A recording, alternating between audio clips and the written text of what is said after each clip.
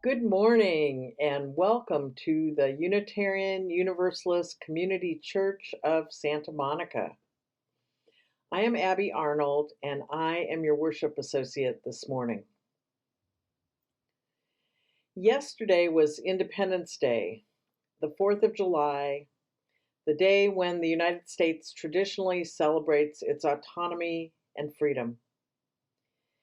Based on the fireworks and explosions in my Santa Monica neighborhood, lots of people are equating freedom with battles.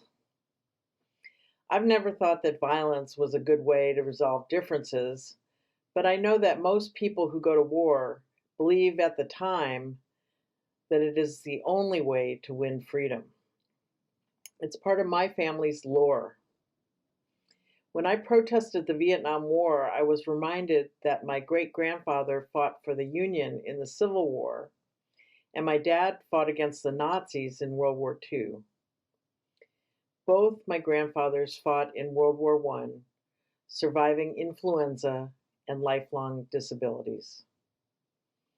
They all felt they fought for freedom. Each of their sacrifices were enormous. My grandfather was mobility impaired for the rest of his life due to shrapnel that was never removed. My dad has always been deaf in one ear, and I've only recently begun to wonder how he was affected by post-traumatic stress throughout his life. The inspiring hymn, Lift Every Voice and Sing, describes the sacrifices and solidarity that are the foundations of freedom for people who were enslaved in this country. In that fight for freedom, still ongoing, people are called to march on until victory is won, celebrating their faith and renewing their hope. The word I does not appear in that hymn. It is a collective freedom that is sought and celebrated. In my generation, freedom meant my personal freedom. Freedom to love and make love, freedom to expand the boundaries of consciousness, freedom to define oneself. But as I've grown older and perhaps wiser, I'm more committed to the goal of collective freedoms. I want to live in a neighborhood where we don't have to lock our doors, where we share what we have, where we notice that our elderly friend has not walked her dog for 2 days, and we worry because Nadia didn't open the market this morning. I want to worship in a church that believes in the doctrine of love and the unconditional acceptance of one another while we pursue spiritual growth and experience transcendence together. I want to surround myself with people who choose love and hope and faith, who believe that the arc of the moral universe is long, but it bends toward justice, and who, like my forebears, will willingly make the sacrifices needed to bend it a little more quickly.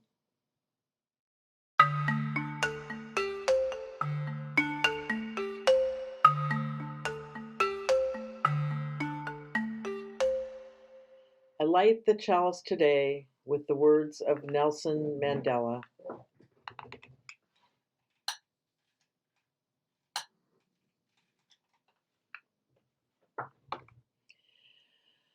I have walked that long road to freedom. I have tried not to falter. I have made missteps along the way, but I have discovered the secret that after climbing a great hill, one only finds that there are many more hills to climb. I have taken a moment here to rest, to steal a view of the glorious vista that surrounds me, to look back on the distance I have come. But I can rest only for a moment, for with freedom comes responsibilities, and I dare not linger, for my long walk is not yet ended.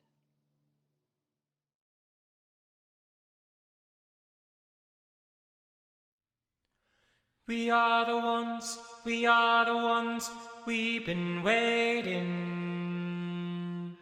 We are the ones, we are the ones, we've been waiting. We are the ones, we are the ones, we've been waiting. We are the ones, we are the ones, we've been waiting.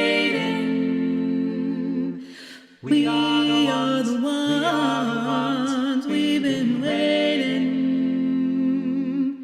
We are the ones, we've been waiting. We are the ones, we've been waiting. We are the ones, we've been waiting.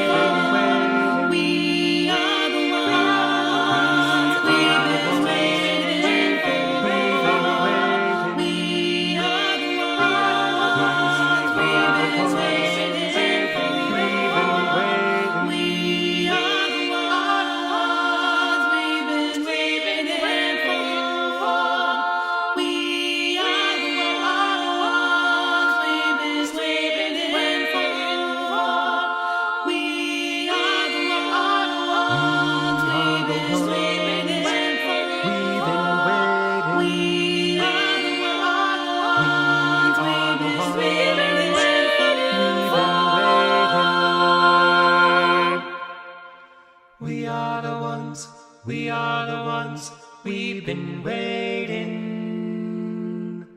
We are the ones, we are the ones, we've been waiting. We are the ones, we've been waiting. We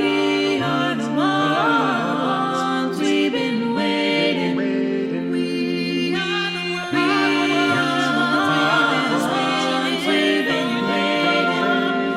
We are the ones, we've been waiting. We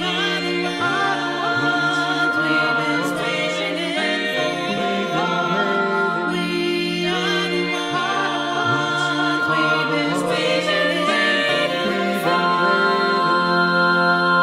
We are the ones, we've been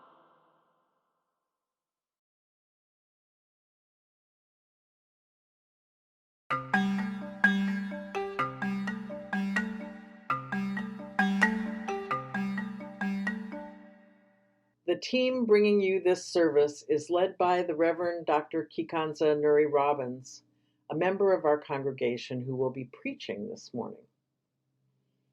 Our Director of Religious Exploration, Cleo Anderson, will bring you the Time for All Ages. Our Director of Music, Sandra Choi, has directed and produced all the vocal music. And the fabulous Ryan Humphrey provides our instrumental music. Pam Teplitz makes the beautiful graphics you see today. We are grateful to all of you for working to maintain Unitarian Universalist worship while we are safely keeping our distance. May our spirits connect to one another. Unitarian Universalism is not defined by creed or dogma, but is guided by principles that affirm the worth and dignity of every person and encourage an individual search for truth and meaning. We honor the wonder of existence and believe that we are all connected to one another and to the interdependent web of life. Our beliefs are drawn from scripture and science, nature and philosophy, personal experience, and ancient tradition. We are a congregation made up of people who believe in God, people who don't, people who are content to live with the mystery, and people who will never stop searching for answers. In Unitarian Universalism, you can bring your whole authentic self, your full identity, your questioning mind, and your expansive heart. We are diverse in gender identities, ethnicities, sexual orientations, spiritualities, and faiths. We are united in our belief in the 7 principles of Unitarian Universalism, our advocacy for social justice, and our covenants with one another. May you find comfort, camaraderie, and inspiration here.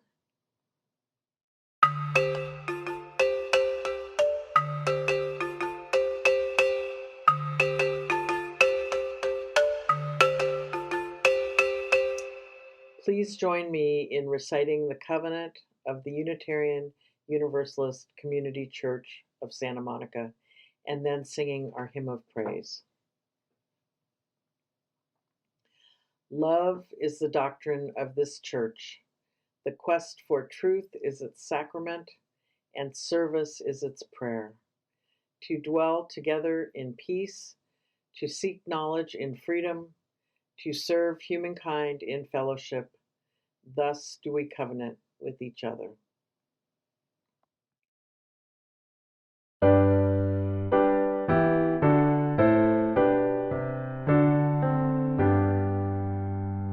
From all that dwell below the skies, let songs of hope and faith arise.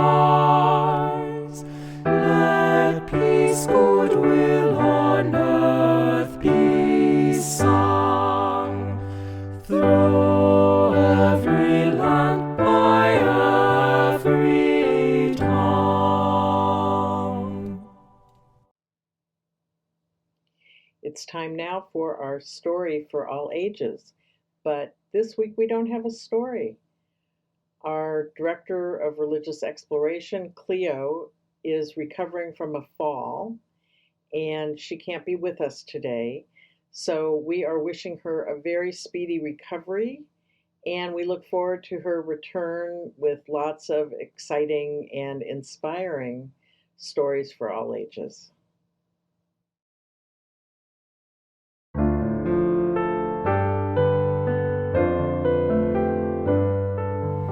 Open my heart to all that I seek. Let me be part of the love you give. Open my heart to all that I seek.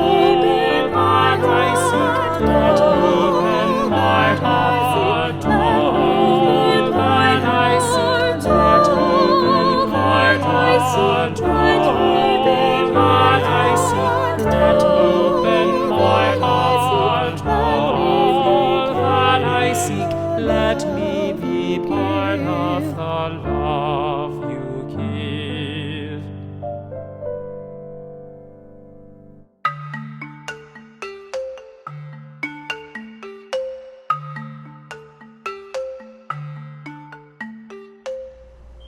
This is the time for sharing joys and concerns with our community.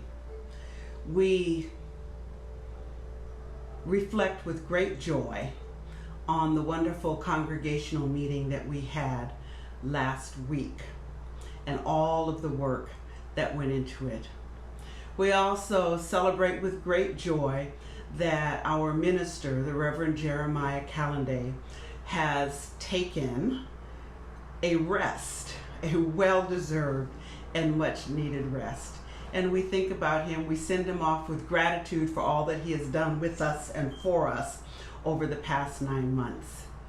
We also consider those of you who have celebrated birthdays and graduations, and we also consider and hold in our hearts those of you who have been sick, who have been worried because others in your family that you care about have been sick, that members of your community have died.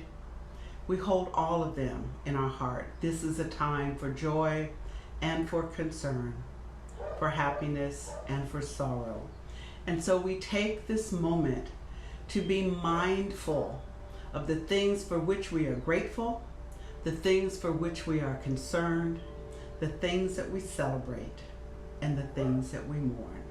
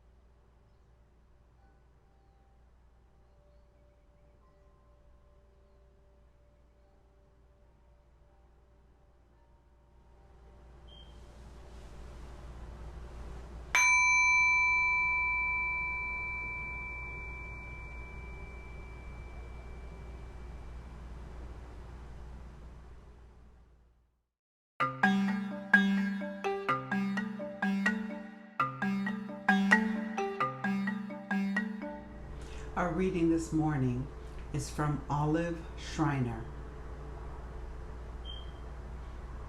I saw a woman sleeping. In her sleep, she dreamed. Life stood before her and held in each hand a gift. In the one hand, love, in the other hand, freedom. And life said to the woman, choose. The woman waited long. And the woman said, freedom. And life said, you have chosen well. If you had chosen love, I would have given you what you asked for, and I would have gone and returned to you no more. Now the day will come when I shall return, and in that day I shall bear both gifts in one hand. I heard the woman laugh in her sleep.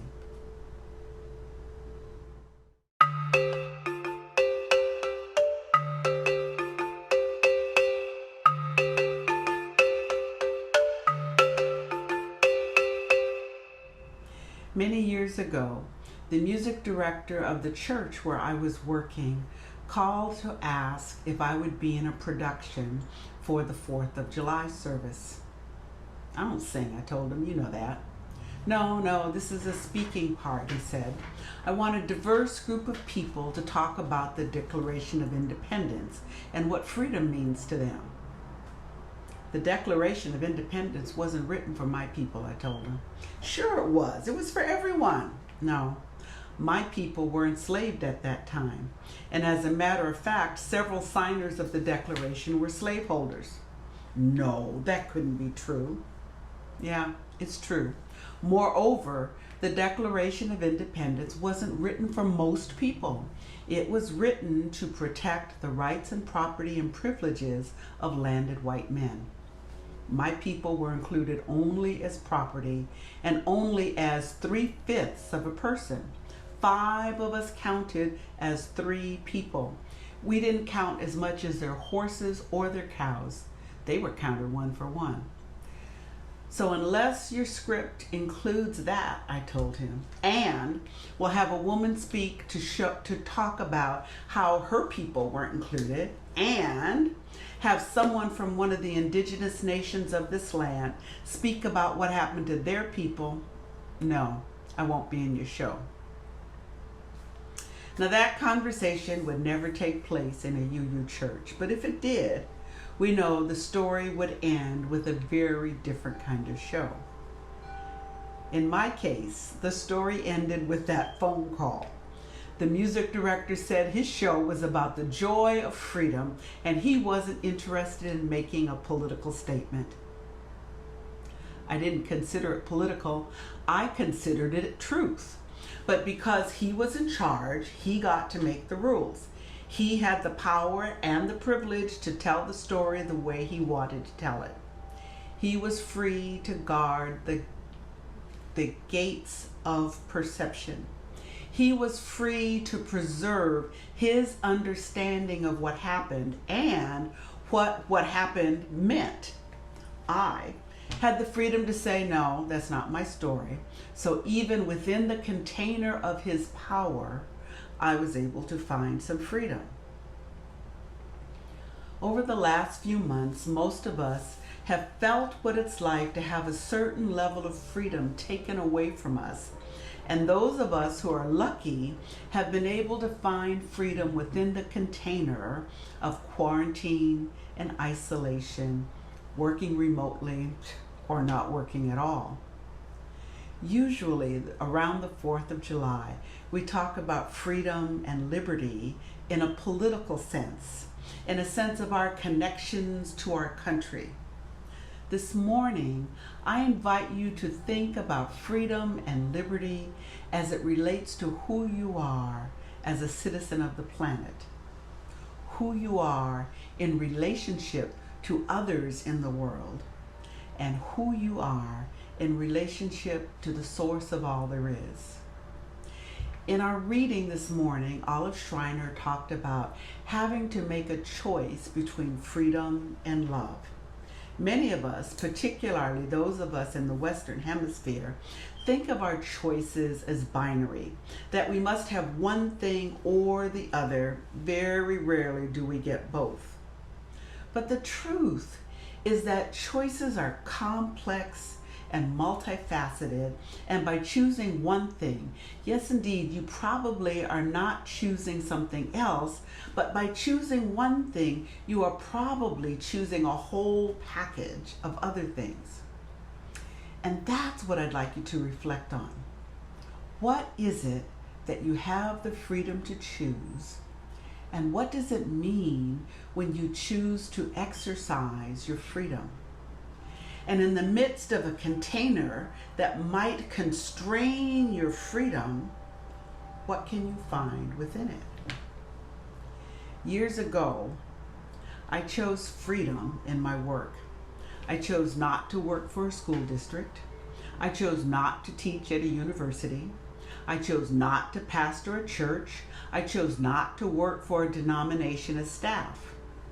I chose to be a consultant. I chose to be on my own because I wanted the freedom to be creative, to be a generalist, to use a wide range of my skills, to do things that spoke to many of my interests. The cost was fiscal instability. I never know from 1 month to the next how much I'll be making. No institutional affiliation. That means I don't have a group of people that I work with and who have watched me grow over the years and grown with me. And most people only think they know what I do for a living. I chose freedom, and I get to do what I love. And I get to do what I love with people I love, at least most of the time. That's one of the costs. My clients define the container in which I work, and there have been other costs, and I have been willing to pay them, because all freedom costs. The cost of political freedom is often war or social unrest. The cost of intellectual freedom is sometimes scorn or rejection by colleagues. The cost of social freedom is judgment from people who think you have gone too far. The cost of religious freedom is still often death. The cost of freedom is that you sometimes, when fighting for your own freedom, also have to fight for the freedom of others. Others that you hadn't even thought about, because you can't be truly free until everyone is free. For example, some of the same people who were marching in the streets because Black Lives Matter and were calling people out demanding gender equity and are struggling because they find it problematic that some people want the freedom to declare their gender identities, freedom to name themselves, and freedom to choose and declare their pronouns. That's the part of the work I do, helping people understand that the cost of their freedom is making room for the freedom of others. Freedom implies justice and responsibility, and awareness of one's power and privilege, of implicit and institutional biases, and awareness of what people gave and lost for us to be free. With freedom comes the responsibility to continue to take the risks necessary to learn and grow. Comes the responsibility to refrain from judgment about people who don't do things according to your norms and standards and values. And it comes with the responsibility to respect how others live into their freedom. For me, these are moral responsibilities and a spiritual practice.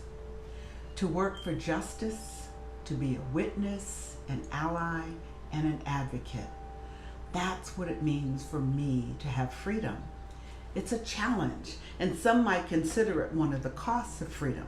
Others may frame it as one of the privileges of freedom or a responsibility of freedom to stand up for the marginalized, to speak up for the silenced, and to lean into tough conversations with people who don't understand you or your passion, or whose values and perspectives create and sustain injustices. And then there is the internal work, the work we all must do to free our spirits. We must work for freedom from the demons and limitations that reside within us. We must work for freedom from crippling desires and jealousies. We must work for freedom from habits that undermine our health, and freedom from small thinking and narrow thoughts that focused on what we aren't and couldn't and didn't, or on what others should have done or ought to be doing. My prayer for you is that you experience your freedom to be, to grow, and to honor the life that you have been given.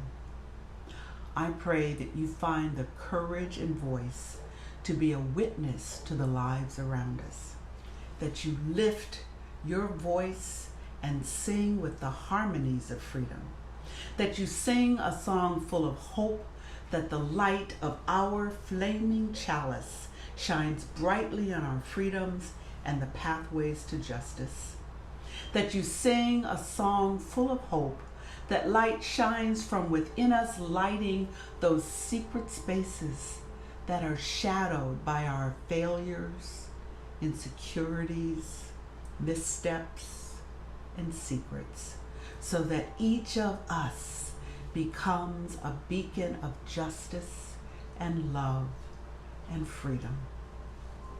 I pray that you sing a song full of gratitude for the work of our ancestors and for the work that we have already done. And let us sing together a song of faith that working together today and tomorrow, we will see more freedom for all of us. May it be so.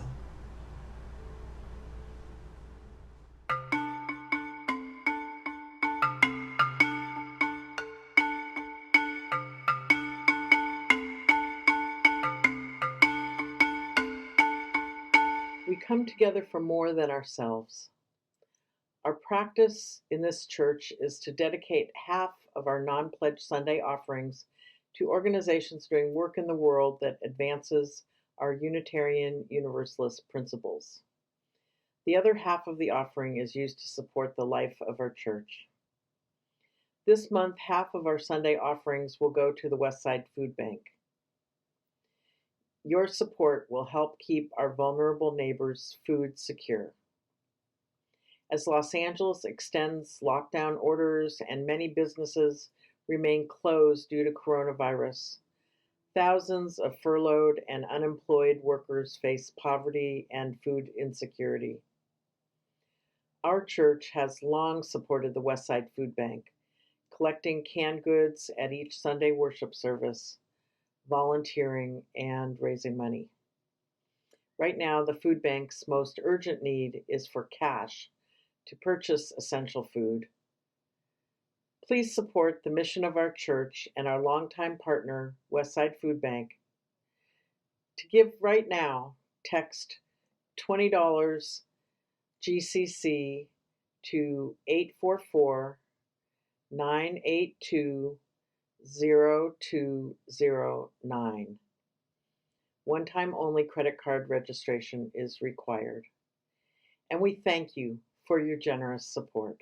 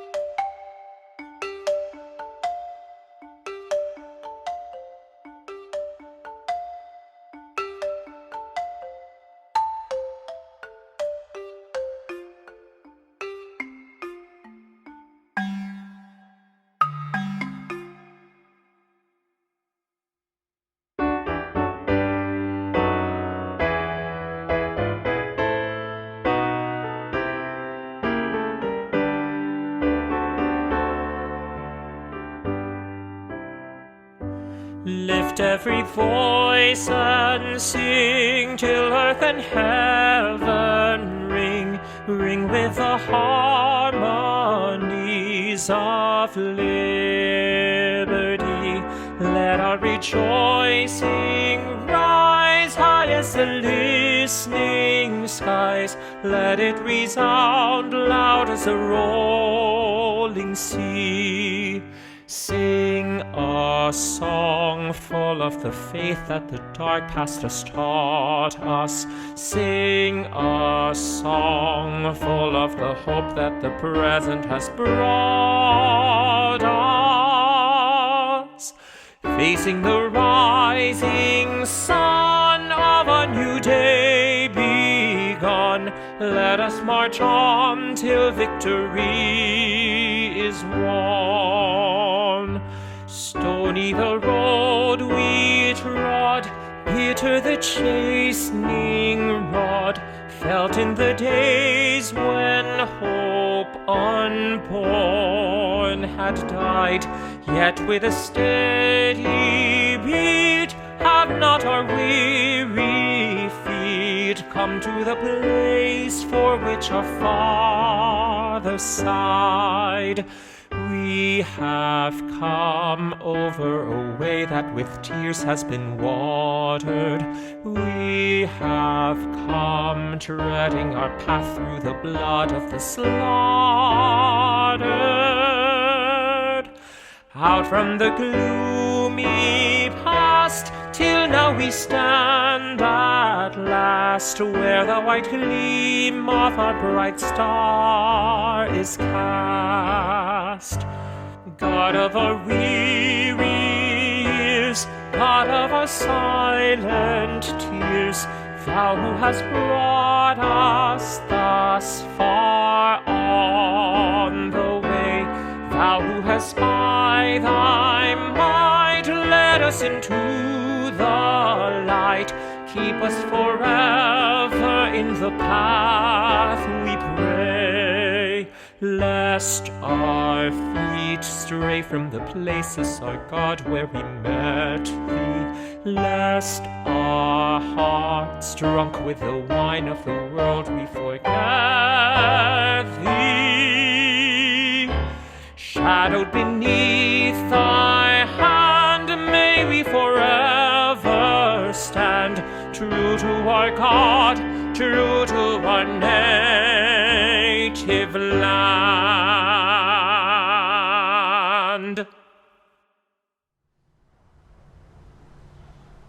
This service is over, and our service to the world continues. Go, my friends, continue your work for justice. Continue your work for freedom. Continue your work in whatever container you may find yourselves. Go in peace, my friends, and serve in love. Peace be with you.